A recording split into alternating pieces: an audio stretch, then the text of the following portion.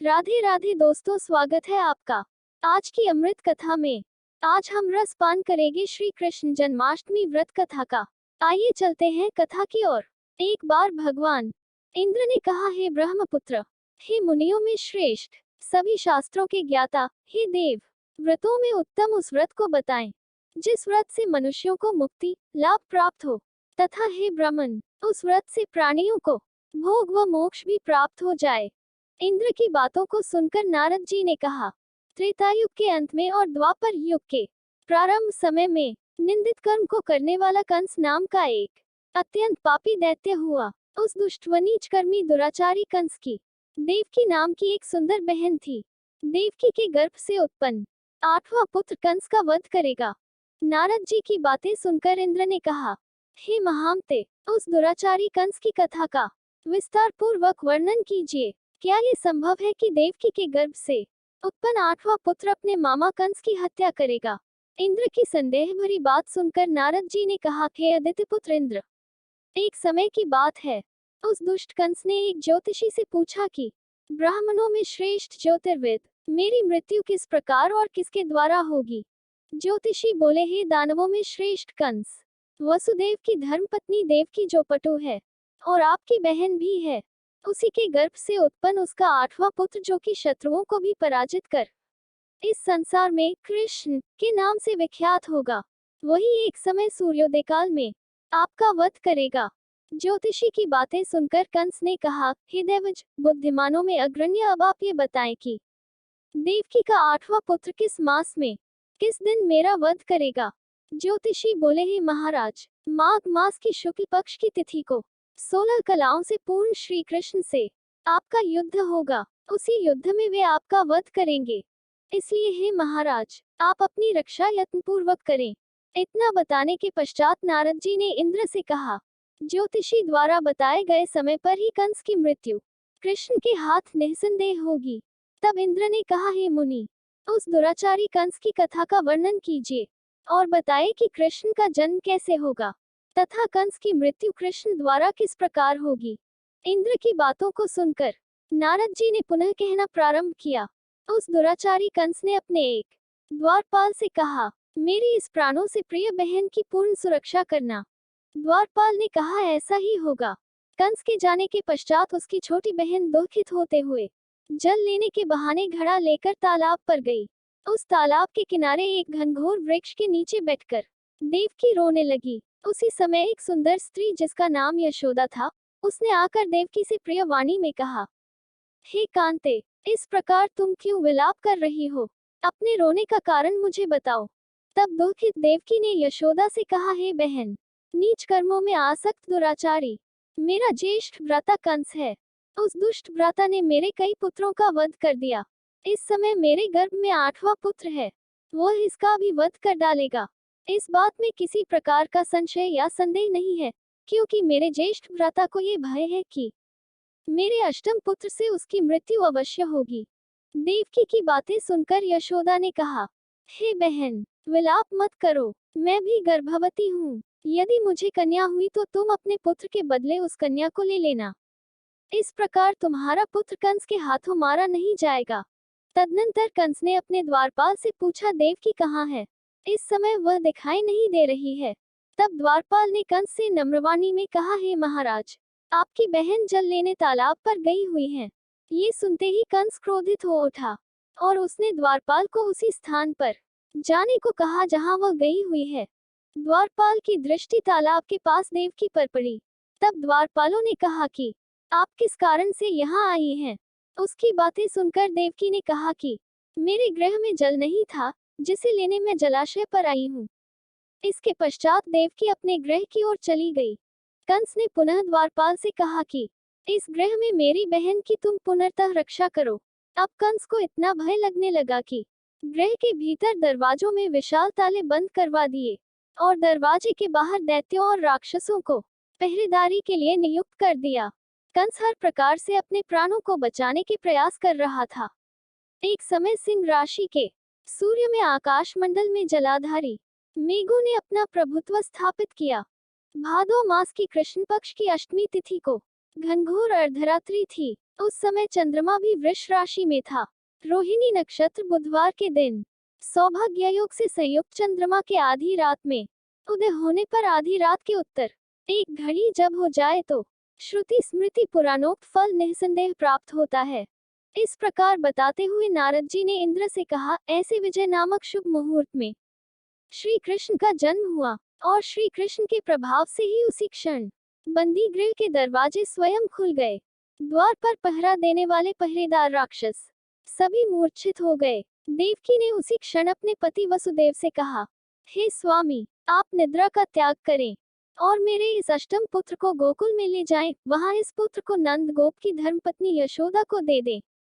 उस समय यमुना जी पूर्ण रूप से बाढ़ग्रस्त थी, किंतु जब वसुदेव जी बालक कृष्ण को सूप में लेकर यमुना जी को पार करने के लिए उतरे, उसी क्षण बालक के चरणों का स्पर्श होते ही यमुना जी अपने पूर्व स्थिर रूप में आ गईं। किसी प्रकार वसुदेव जी गोकुल पहुंचे और नंद के गृह में प्रवेश कर उन्होंने अपना पुत्र तत्काल उन्हें दे दिया और उसके बदले में उनकी कन्या ले ली। वे तत्क्षण वहां से वापस आकर कंस के बंदी गृह में पहुंच गए। प्रातःकाल जब सभी राक्षस पहरेदार निद्रा से जागे तो कंस ने द्वारपाल से पूछा कि अब देवकी के गर्भ से क्या हुआ, इस बात का पता लगाकर मुझे बताओ। द्वारपालों ने महाराज की आज्ञा को मानते हुए कारागार में जाकर देखा तो वहां देवकी की गोद में एक कन्या थी, जिसे देखकर द्वारपालों ने कंस को सूचित किया, किंतु कंस को तो उस कन्या से भय होने लगा। अतः वह स्वयं कारागार में गया और उसने देवकी की गोद से कन्या को झपट लिया और उसे एक पत्थर की चट्टान पर पटक दिया, किंतु वह कन्या विष्णु की माया से आकाश की ओर चली गई और अंतरिक्ष में जाकर विद्युत के रूप में परिणत हो गई। उसने कंस से कहा कि हे दुष्ट, तुझे मारने वाला गोकुल में नंद के गृह में उत्पन्न हो चुका है और उसी से तेरी मृत्यु सुनिश्चित है। मेरा नाम तो वैष्णवी है, मैं संसार के कर्ता भगवान विष्णु की माया से उत्पन्न हुई हूँ। इतना कहकर वह स्वर्ग की ओर चली गई। उस आकाशवाणी को सुनकर कंस क्रोधित हो उठा। उसने नंद जी के गृह में पूतना राक्षसी को कृष्ण का वध करने के लिए भेजा, किंतु जब वह राक्षसी कृष्ण को स्तनपान कराने लगी तो कृष्ण ने उसके स्तन से उसके प्राणों को खींच लिया और वह राक्षसी कृष्ण कृष्ण कहते हुए मृत्यु को प्राप्त हुई। जब कंस को पूतना की मृत्यु का समाचार प्राप्त हुआ तो उसने कृष्ण का वध करने के लिए क्रमशः केशी नामक दैत्य को अश्व के रूप में, उसके पश्चात अरिष्ठ नामक दैत्य को बैल के रूप में भेजा, किंतु ये दोनों भी कृष्ण के हाथों मृत्यु को प्राप्त हुए। इसके पश्चात कंस ने काल्याख्य नामक दैत्य को कौवे के रूप में भेजा, किंतु वह भी कृष्ण के हाथों मारा गया। अपने बलवान राक्षसों की मृत्यु के आघात से कंस अत्यधिक भयभीत हो गया। उसने द्वारपालों को आज्ञा दी कि नंद को तत्काल मेरे समक्ष उपस्थित करो। द्वारपाल नंद को लेकर जब उपस्थित हुए तब कंस ने नंद जी से कहा कि यदि तुम्हें अपने प्राणों को बचाना है तो पारिजात के पुष्प ले लाओ, यदि तुम नहीं ला पाए तो तुम्हारा वध निश्चित है। कंस की बातों को सुनकर नंद ने कहा, ऐसा ही होगा, और अपने गृह की ओर चले गए। घर आकर उन्होंने संपूर्ण वृतांत अपनी पत्नी यशोदा को सुनाया, जिसे श्री कृष्ण भी सुन रहे थे। एक दिन श्री कृष्ण अपने मित्रों के साथ यमुना नदी के किनारे गेंद खेल रहे थे और अचानक स्वयं ने ही गेंद को यमुना में फेंक दिया। यमुना में गेंद फेंकने का मुख्य उद्देश्य यही था कि वे किसी प्रकार पारिजात पुष्पों को ले आएं। अतः वे कदम के वृक्ष पर चढ़कर यमुना में कूद पड़े। कृष्ण के यमुना में कूदने का समाचार श्रीधर नामक गोपाल ने यशोदा को सुनाया। ये सुनकर यशोदा भागती हुई यमुना नदी के किनारे आ पहुंची और उसने यमुना नदी की प्रार्थना करते हुए कहा, हे यमुना, यदि मैं बालक को देखूंगी तो भाद्रपद मास की रोहिणी युक्त अष्टमी का व्रत अवश्य करूंगी, क्योंकि दया, दान, सज्जन प्राणी, ब्राह्मण कुल में जन्म, रोहिणी युक्त अष्टमी, गंगाजल एकादशी, गया श्राद्ध और रोहिणी व्रत ये सभी दुर्लभ हैं। हजारों अश्वमेध यज्ञ, सहस्रों राजसूय यज्ञ, दान, तीर्थ और व्रत करने से जो फल प्राप्त होता है वह सब कृष्णाष्टमी के व्रत को करने से प्राप्त किया हो जाता है। ये बात नारद ऋषि ने इंद्र से कही। इंद्र ने कहा, हे मुनियों में श्रेष्ठ नारद, यमुना नदी में कूदने के बाद उस बालरूपी कृष्ण ने पाताल में जाकर क्या किया? ये संपूर्ण वृतांत भी बताएं। नारद जी ने कहा, हे इंद्र, पाताल में उस बालक से। नागराज की पत्नी ने कहा कि तुम यहाँ क्या कर रहे हो, कहाँ से आए हो और यहाँ आने का क्या प्रयोजन है। नागपत्नी बोली, हे कृष्ण, क्या तूने द्यूत क्रीड़ा की है जिसमें अपना समस्त धन हार गया है? यदि यह बात ठीक है तो कंकड़, मुकुट और मणियों का हार लेकर अपने गृह में चले जाओ, क्योंकि इस समय मेरे स्वामी शयन कर रहे हैं। यदि वे उठ गए तो वे तुम्हारा भक्षण कर जाएंगे। नागपत्नी की बातें सुनकर कृष्ण ने कहा, हे कांते, मैं किस प्रयोजन से यहाँ आया हूँ वह वृतांत मैं तुम्हें बताता हूँ।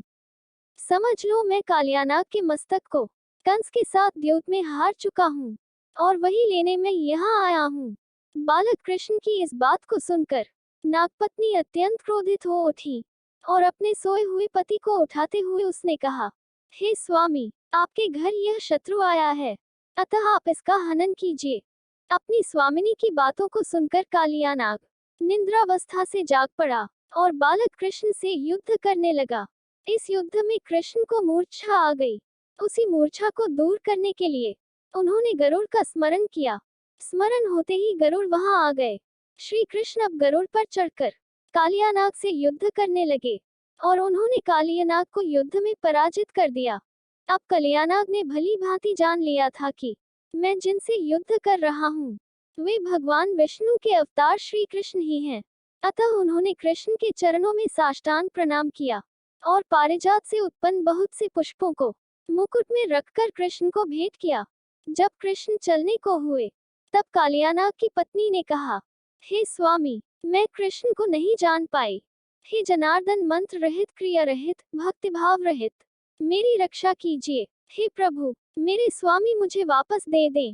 तब श्री कृष्ण ने कहा, हे सर्पिणी, दैत्यों में जो सबसे बलवान है उस कंस के सामने मैं तेरे पति को ले जाकर छोड़ दूंगा, अन्यथा तुम अपने गृह को चली जाओ। अब श्री कृष्ण कालियानाग के फन पर नृत्य करते हुए यमुना के ऊपर आ गए। तदनंतर कालिया की फुकार से तीनों लोग कंपायमान हो गए। अब कृष्ण कंस की मथुरा नगरी को चल दिए। वहां कमल पुष्पों को देखकर यमुना के मध्य जलाशय में वह कालिया सर्प भी चला गया। इधर कंस भी विस्मित हो गया तथा कृष्ण प्रसन्नचित होकर गोकुल लौट आए। उनके गोकुल आने पर उनकी माता यशोदा ने विभिन्न प्रकार के उत्सव किए। अब इंद्र ने नारद जी से पूछा, हे महामुने, संसार के प्राणी बालक श्री कृष्ण के आने पर अत्यधिक आनंदित हुए। आखिर श्री कृष्ण ने क्या क्या चरित्र किया वह सभी आप मुझे बताने की कृपा करें। नारद जी ने इंद्र से कहा, मन को हरने वाला मथुरा नगर यमुना नदी के दक्षिण भाग में स्थित है। वहां कंस का महाबलशाली भाई चाणूर रहता था। उस चाणूर से श्री कृष्ण के मल्लयुद्ध की घोषणा की गई। हे इंद्र, कृष्ण एवं चाणूर का मल्लयुद्ध अत्यंत आश्चर्यजनक था। चाणूर की अपेक्षा कृष्ण बालरूप में थे। भीरी, शंख और मृदंग के शब्दों के साथ कंस और केशी इस युद्ध को मथुरा की जनसभा के मध्य में देख रहे थे। श्री कृष्ण ने अपने पैरों को चाणूर के गले में फंसाकर उसका वध कर दिया। चाणूर की मृत्यु के पश्चात उनका मल्लयुद्ध केशी के साथ हुआ। अंत में केशी भी युद्ध में कृष्ण के द्वारा मारा गया। केशी के मृत्यु उपरांत मल्लयुद्ध देख रहे सभी प्राणी श्री कृष्ण की जय जयकार करने लगे। बालक कृष्ण द्वारा चाणूर और केशी का वध होना कंस के लिए अत्यंत हृदय विदारक था। अतः उसने सैनिकों को बुलाकर उन्हें आज्ञा दी कि तुम सभी अस्त्र शस्त्रों से सुसज्जित होकर कृष्ण से युद्ध करो। हे इंद्र, उसी क्षण श्री कृष्ण ने गरुड़, बलराम तथा सुदर्शन चक्र का ध्यान किया, जिसके परिणाम स्वरूप बलदेव जी सुदर्शन चक्र लेकर गरुड़ पर आरूढ़ होकर आए। उन्हें आता देख बालक कृष्ण ने सुदर्शन चक्र को उनसे लेकर स्वयं गरुड़ की पीठ पर बैठकर न जाने कितने ही राक्षसों और दैत्यों का वध कर दिया, कितनों के शरीर अंग भंग कर दिए। इस युद्ध में श्री कृष्ण और बलदेव ने असंख्य दैत्यों का वध किया।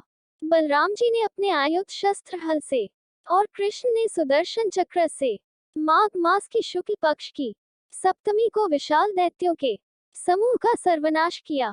जब अंत में केवल दुराचारी कंस ही बच गया तो कृष्ण ने कहा, हे दुष्ट, अधर्मी, दुराचारी, अब मैं इस महायुद्ध स्थल पर तुझसे युद्ध कर तथा तेरा वध कर इस संसार को तुझसे मुक्त कराऊंगा। ये कहते हुए श्री कृष्ण ने उसके केशों को पकड़ लिया और कंस को घुमाकर पृथ्वी पर पटक दिया, जिससे वह मृत्यु को प्राप्त हुआ। कंस के मरने पर देवताओं ने शंख घोष व पुष्प वृष्टि की। वहां उपस्थित समुदाय श्री कृष्ण की जय जयकार कर रहा था। कंस की मृत्यु पर नंद, देवकी, वसुदेव, यशोदा और इस संसार के सभी प्राणियों ने हर्ष पर्व मनाया। दोस्तों, कृष्ण जन्माष्टमी व्रत कथा यही पूरी होती है। बोलो भगवान श्री कृष्ण की जय। कृष्ण जी की कृपा आप सब पर बनी रहे। मिलते हैं और एक नई कथा के साथ। तब तक के लिए जय श्री कृष्णा, जय श्री राधे।